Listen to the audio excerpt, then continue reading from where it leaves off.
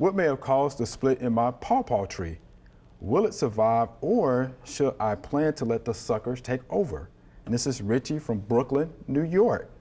What do you think about that one, Lisa? It's a good question. That could be sunscald, could be mechanical damage. Yeah.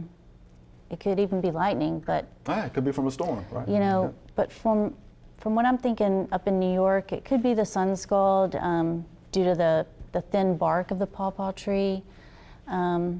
And so letting one of the suckers take over and maybe selecting 2 or 3 of those to let them grow and then deciding which one to be the leader later. Right. I think that's good. Anything you want to add to that, Joseph? Yeah, definitely prune out, whatever's dead. Yeah. Get that out of there. Okay. Yeah, let it come up from the suckers because it will do that. Yeah.